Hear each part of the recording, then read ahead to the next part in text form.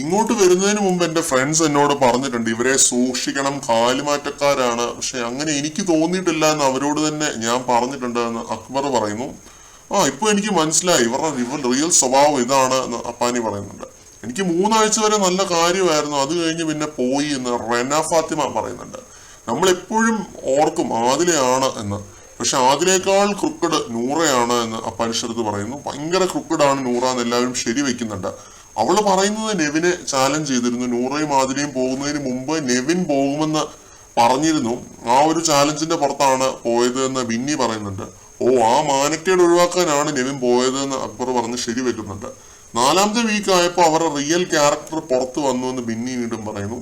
Sweet Innocent ക്യാരക്ടറായിട്ട് ഇരുന്നിട്ട് real character പുറത്തു വന്നു എന്ന് ജിസേല് പറയുന്നുണ്ട്. രണ്ടുപേരും നോമിനേഷനിൽ ഉണ്ടല്ലേ എന്ന് ഇതിനിടയ്ക്ക് ആര്യം ചോദിക്കുന്നുണ്ട്. അപ്പൊ അക്ബർ പറയുന്നു 2 പേരും ഉണ്ട്, അതിലൊരാൾ ഈ ആഴ്ച പോകും എന്നും അക്ബർ പറയുന്നുണ്ട്. നമ്മുടെ അപ്പാനി അക്ബർ ഗാങ് മീറ്റിംഗ് ആയിരുന്നു കേട്ടോ, ബെഡ്റൂമിൽ ഇവരുടെ ചർച്ചയാണ്.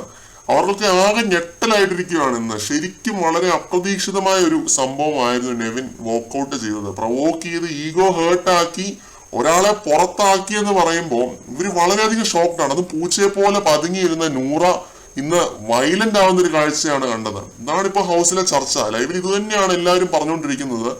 നൂറ ആദിലയുടെ അടുത്ത് ഇപ്പൊ പറയുന്നുണ്ട്, ഇന്ന് തൊട്ട് എന്റെ ഗെയിം തുടങ്ങുവാണ് ബേബി, ഇതുവരെ എന്നെ വെച്ചുണ്ടാക്കുമായിരുന്നു, ഇനി ഞാൻ തുടങ്ങും എന്ന് നൂറ പറയുന്നുണ്ട്. രണ്ടും കൽപ്പിച്ചാണെന്ന് തോന്നി ഇവർ രണ്ടുപേരും. നമ്മൾ ആ ഒരു കഴിഞ്ഞ ഞായറാഴ്ച ഇട്ട ആ ഒരു വീഡിയോയിൽ നമ്മളെ നെവിനെ ഉൾപ്പെടുത്താതെ ആദില നൂറയാണ് ആ ഒരു ടോപ്പ് 8 വീഡിയോയിൽ ഉൾപ്പെടുത്തിയത്. കാരണം നമുക്കറിയാം ലൈവ് കാണുന്ന സമയത്ത് ഇവർ രണ്ടുപേരും വളരെയധികം എല്ലാവരെയും വാച്ച് ചെയ്ത് എല്ലാ സ്ഥലത്തും എത്തി നിൽക്കുന്ന 2 കണ്ടസ്റ്റൻസ് ആണ്. ഇവർ ഏതെങ്കിലും ഒരു പോയിന്റ് എത്തുമ്പോൾ ഇവരുടെ ഒരു കളി പുറത്തേക്ക് വരും എന്ന് നമുക്കറിയാമായിരുന്നു. അതുകൊണ്ടാണ് ആ ഒരു ടോപ്പ് 8 വീഡിയോയിൽ നെവിനെ ഉൾപ്പെടുത്താതെ ആദില നൂറ എന്നിവരെ ഉൾപ്പെടുത്തിയത്. അതിപ്പോ കറക്റ്റായിട്ട് വന്നിരിക്കുകയാണ്.